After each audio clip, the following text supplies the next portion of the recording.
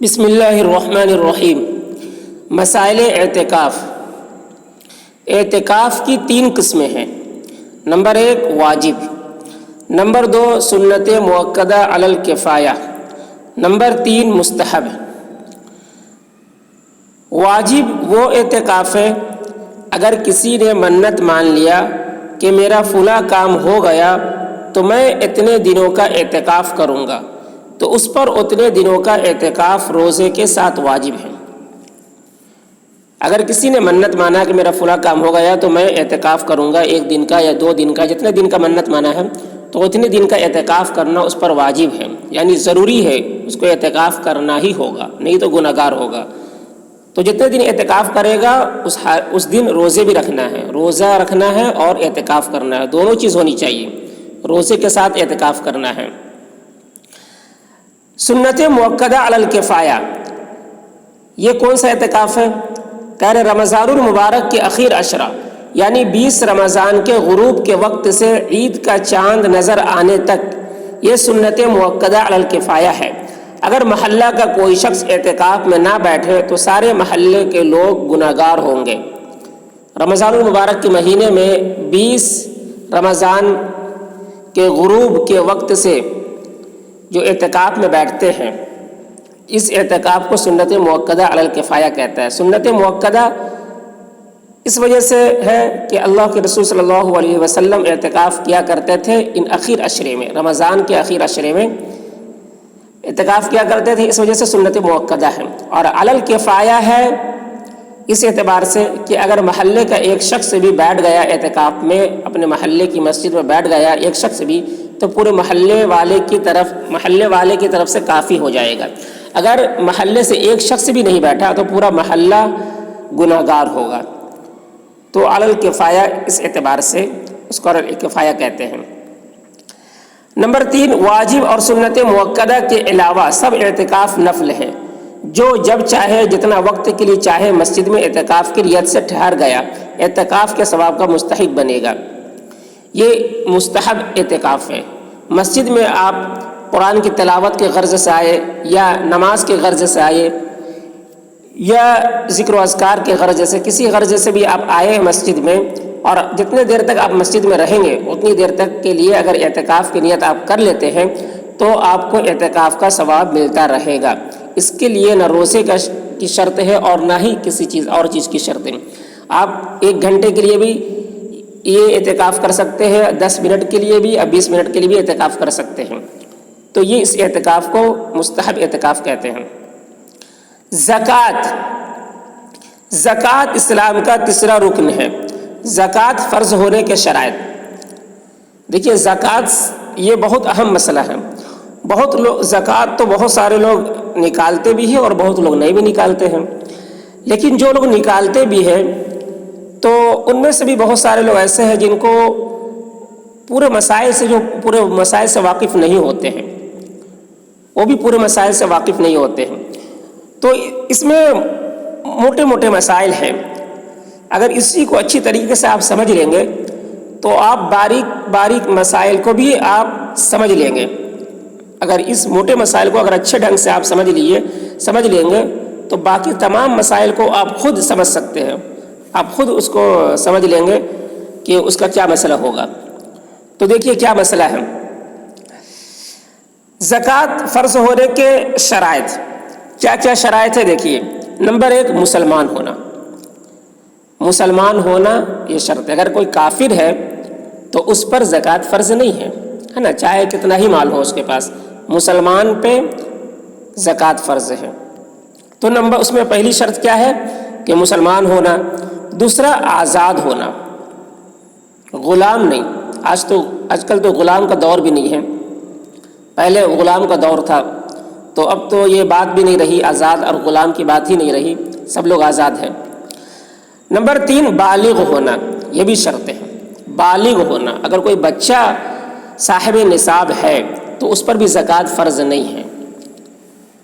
Number 4 عقل مند ہونا، یہ بھی شرط ہے۔ اگر کوئی پاگل ہے اور وہ صاحب نصاب ہے تو اس پر بھی زکوٰۃ فرض نہیں ہے۔ نمبر 5 مقدار نصاب کا مالک ہونا۔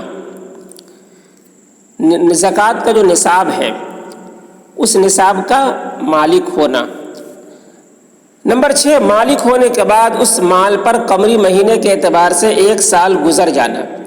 اس مال پر پورا سال گزرا ہو، قمری مہینہ یعنی چاند کے اعتبار سے، چاند کے اعتبار سے اس پر 1 سال گزر گیا ہو تب زکوٰۃ فرض ہو تب۔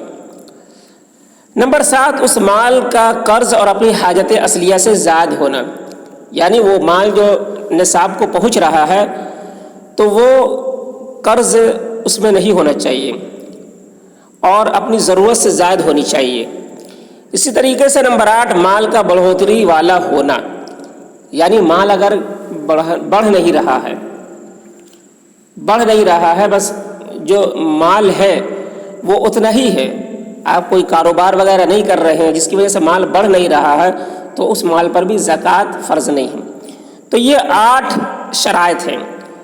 جب یہ 8 شرائط، 8 شرائط جب پائے جائیں گے تبھی زکوٰۃ فرض ہوگا۔ بیک وقت یہ 8 شرائط پائے جانے چاہیے زکوٰۃ کے فرض ہونے کے لیے۔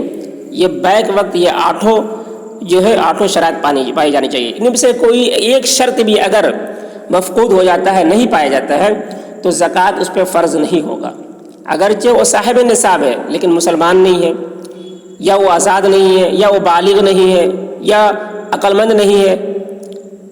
اس طریقے سے اگر مال کا بڑھوتری والا مال بھی نہیں ہے، یا وہ مال تو ہے لیکن ضرورت سے زائد نہیں ہے، تو ان میں سے کوئی ایک شرط بھی اگر نہیں پایا گیا تو زکوٰۃ فرض نہیں ہے اس کے اوپر۔ یہ 8 شرائط ہیں، یہ یاد رکھنے کی چیزیں، بہت ہی بنیادی چیز ہے، ہر جگہ یہ ساری چیزیں آپ کو نہیں ملیں گی۔ اب دیکھیے نصاب زکوٰۃ کا نصاب کیا ہے، یعنی کتنا مال ہونے پر زکوٰۃ فرض ہوگا۔ جس طریقے یہاں پر لکھا ہے نمبر 5 میں، مقدار نصاب کا مالک ہونا، یعنی نصاب کا مالک ہونا۔ تو مقدار نصاب کیا ہے وہ بتائے جا رہے ہیں۔ نصاب زکوٰۃ، 4 طرح کے مال پر زکوٰۃ فرض ہوتی ہے، بہت بنیادی چیز ہے، یہ سب بہت ضروری چیز ہے۔ 4 طرح کے مال پر زکوٰۃ فرض ہوتی ہے، یاد رکھنے کی چیز ہے۔ نمبر 1، چاندی اگر 52.5 تولہ ہے تو زکوٰۃ فرض ہے۔ نمبر 2، سونا اگر 7.5 تولہ ہے تو زکوٰۃ فرض ہے۔ نمبر 3، روپے پیسے اگر 52.5 تولہ چاندی کی جو قیمت ہے اتنے پیسے ہے اور اس کے اوپر سال گزر گیا ہے، ضرورت سے زائد ہے، جو شرائط پیچھے پڑھے گئے ہیں وہ سارے شرائط پائے جا رہے ہیں تو۔ نمبر 4، مال تجارت، خواہ مکان، گاڑی، مشین وغیرہ جو کچھ بھی ہو تجارت کے غرض سے خریدی گئی ہو تو یہ 4 طرح کے مال ہے جس پر زکوٰۃ فرض ہوتی ہے۔ چاندی پہ زکوٰۃ ہے، سونا پہ زکوٰۃ ہے، روپیہ پیسہ پہ زکوٰۃ ہے، اور مال تجارت پہ۔ اب بہت سارے لوگوں کے پاس گھر ہوتے ہیں، 2 گھر ہے، 3 گھر ہے، لیکن وہ گھر بیچنے کی نیت سے اس نے نہیں خریدی ہے، اور رہنے کے لیے ہے، یا پھر یوں ہی پڑا ہوا ہے، یا کرائے میں لگایا ہوا ہے، کرائے میں لگا دیا ہے، یا یوں ہی گھر پڑا ہوا ہے، تو اس پہ زکوٰۃ فرض نہیں ہے، کیونکہ وہ مال تجارت نہیں ہے، تجارت کے غرض سے اس گھر کو نہیں خریدا ہے۔ لیکن اگر تجارت کے غرض سے خریدا ہو، کسی کا پیشہ ہو کہ وہ فلیٹ وغیرہ خریدتا ہے، گھر وغیرہ خریدتا ہے پھر بیچتا ہے، اگر اس کو بزنس بنا لیا ہے تب تو اس پر زکوٰۃ فرض ہے۔ لیکن اگر یوں ہی پڑا ہوا ہے، تجارت کے غرض سے نہیں خریدا ہے، تو اس پر زکوٰۃ نہیں ہے۔ اسی طریقے سے گاڑی کا مسئلہ ہے، گاڑی کا اگر کاروبار کر رہا ہے تو اس گاڑی پر زکوٰۃ ہے، اور اگر گاڑی گھر میں ہے، 3 ہے، 4 ہے، جتنے بھی ہے، لیکن وہ گاڑی آدمی گھر میں چلا رہا ہے یا یوں ہی رکھا ہوا ہے، اس کو بیچنے کے غرض سے نہیں لیا ہے، تو اس گاڑی پہ بھی زکوٰۃ نہیں ہے۔ اسی طریقے سے مشین وغیرہ جو کچھ بھی ہو، اگر اس کو بیچنے کے غرض سے نیت سے نہیں لیا ہے، بلکہ یوں چلانے کی نیت سے یا یوں ہی رکھا ہوا ہے، تو چاہے جتنے بھی ہو، وہ 3 ہو، 4 ہو، 5 ہو، گاڑی ہو، مشین ہو، کچھ بھی ہو، اس پر زکوٰۃ نہیں ہے۔ تو مال تجارت، یہ 4 چیزیں، چاندی پہ زکوٰۃ ہے، سونے پہ زکوٰۃ ہے، روپیہ پیسہ پہ زکوٰۃ ہے، اور مال تجارت پہ زکوٰۃ ہے۔ تو یہ 4 طرح کے مال پر زکوٰۃ ہے. یہ بہت بنیادی چیز ہے. اگر اس کو اچھے طریقے سے سمجھ لیں گے، اپنے ذہن میں بیٹھا لیں گے، تو آپ کو زکوٰۃ سے متعلق سارے مسائل سمجھ میں آ جائیں گے اور آپ کہیں بھی کنفیوز نہیں ہوں گے. یہ موٹی موٹی چیزیں ہیں لیکن بہت اہم اور بنیادی چیزیں ہیں. اب تفصیل دیکھیے زکوٰۃ سے متعلق. چاندی 52.5 تولہ. 52.5 تولہ کتنا ہوتا ہے؟ تو 52.5 تولہ 612 گرام 320 ملی گرام. یہ 52.5 تولہ یعنی 612 گرام 320 ملی گرام، اتنا کو 52.5 تولہ کہتے ہیں. یہ یاد رکھنی چاہیے. سونا 7.5 تولہ. 7.5 تولہ کتنا ہوتا ہے؟ 87 گرام 480 ملی گرام. 87 گرام 480 ملی گرام سونا کو 7.5 تولہ سونا کہتے ہیں. تو اتنا اگر سونا ہے تو اس پہ زکوٰۃ فرض ہے.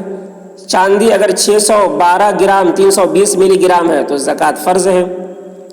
روپے پیسے 52.5 تولہ چاندی کی قیمت کے برابر ہو. اگر روپیہ پیسہ ہے تو 52.5 تولہ چاندی کی جو قیمت ہوتی ہے اس کے برابر اگر پیسہ ہے تو اس پیسے پہ زکوٰۃ فرض ہے. مال تجارت یعنی 52.5 تولہ چاندی کی قیمت کے برابر ہو. مال تجارت میں بھی یہی شرط ہے کہ مال تجارت کی جو مال ہے وہ 52.5 تولہ چاندی کی قیمت کے برابر وہ مال ہونی چاہیے. اگر اس سے کم کا مال ہے، 52.5 تولہ چاندی کی جو قیمت ہے اس سے کم پیسے کا مال ہے تو اس مال تجارت پر بھی زکوٰۃ فرض نہیں ہوگا. تو اس سے زائد ہونی چاہیے مال تجارت. عامتاً یہ چاروں قسم کے مال بقدر نصاب کسی کے پاس نہیں ہوتے ہیں، بلکہ کچھ سونا، کچھ چاندی یا کچھ روپے پیسے یا مال تجارت ہوتے ہیں. اس لیے اب ایسی حالت میں 52.5 تولہ چاندی کی قیمت کے برابر کسی کے پاس زیورات ہو یا روپے پیسے ہو یا مال تجارت ہو تو اس پر زکوٰۃ فرض ہوگی. یہ ہے کچھ سونا، کچھ چاندی یا کچھ روپے پیسے یا مال تجارت ہوتے، لیکن اس لیے اب ایسی حالت میں 52.5 تولہ چاندی کی قیمت کے برابر کسی کے پاس زیورات ہو یا روپے پیسے ہو یا مال تجارت ہو تو اس پر زکوٰۃ فرض ہوگی. زکوٰۃ میں 40واں حصہ دینا فرض ہے. زکوٰۃ میں 40واں حصہ دینا فرض ہے. مثلاً 40 روپے میں 1 روپیہ، 1000 روپے میں 25 روپے، 1 لاکھ میں 2500 روپے. تو 40واں حصہ تو یہ زکوٰۃ نکالنے کا طریقہ ہے، بہت آسان ہے. 40واں حصہ مطلب آپ کے پاس اگر 10,000 روپے ہے تو 10,000 کو 40 میں تقسیم کر دیجئے، 40 میں ڈیوائڈ کر دیجئے. جو عدد نکل کے آئے گی اتنا زکوٰۃ دینا ہے آپ کو. تو 100 روپے ہے، 100 روپے کو اگر 40 میں آپ تقسیم کریں گے، 40 میں ڈیوائڈ کریں گے تو 40 نکل کر آئے گا. نہیں، 40 میں اگر تقسیم کریں گے تو 40 نہیں بلکہ 2.5 روپے، 100 میں 2.5 روپے ہوگا. تو اس طریقے سے آپ جو ہے حساب کر سکتے ہیں، تقسیم کے ذریعے بھی حساب کر سکتے ہیں، اس کا حساب نکال سکتے ہیں، اور بھی بہت سارے طریقے ہیں کیلکولیٹ کرنے کا، آپ اس طریقے سے بھی کر سکتے ہیں. یا تو 40 میں آپ تقسیم کر دیجئے، یا پھر جتنے پیسے ہیں اس کو جو ہے 100 میں بھاگ دے کے پھر 2.5 سے ملٹیپلائی کر دیں گے تو بھی وہ نکل جائے گا اس کا حساب. مسئلہ زکوٰۃ کی ادائیگی کے لیے قمری مہینے تک کے حساب سے مہینہ اور تاریخ طے کرنا چاہیے، اور اس دن کی قیمت کے حساب سے سارے زیورات، مال تجارت وغیرہ کا حساب کر کے جو کچھ قرض وغیرہ ہو کاٹ کر، اور جو اپنا قرض دوسروں کو دیا ہو خواہ روپے یا مال تجارت، سب کو جوڑ کر جو رقم ہے اس پر زکوٰۃ ادا کی جائے. زکوٰۃ کا جب حساب کریں گے تو جو بھی مال ہے اس مال میں اگر جو قرضہ ہے تو اس قرضہ کو جو اتنا قرضہ ہے اس قرضہ کو مال نکال لیں گے، اور پھر جو اور آپ نے اگر کسی کو دیا ہے تو اس کا بھی حساب کریں گے. تو سارے پیسے کو رکھ کے حساب کریں گے، پھر اس پہ جو زکوٰۃ کی رقم جو نکلے گی وہ زکوٰۃ نکالنا ہے. مسئلہ بیوی کے پاس جو زیورات رہتے ہیں وہ الگ مالک ہے، اس کا حساب کر کے زکوٰۃ نکالنا ضروری ہے۔ یعنی بیوی کے پاس اگر 52.5 تولہ چاندی ہے یا 7.5 تولہ سونا ہے تو اس کا زکوٰۃ الگ نکالیں گے، اس کے مالک بیوی ہے تو اس کا زکوٰۃ الگ نکالیں گے۔ تو یہ زکوٰۃ سے متعلق یہ بنیادی چیزیں اور بہت اہم مسائل تھے، اس کو اچھی طریقے سے سمجھنے کی کوشش کیجیے تاکہ آپ زکوٰۃ کے مسائل کو پورے اچھے طریقے سے سمجھ لیں گے تو پھر آپ کو کوئی دشواری پیدا نہیں ہوگی۔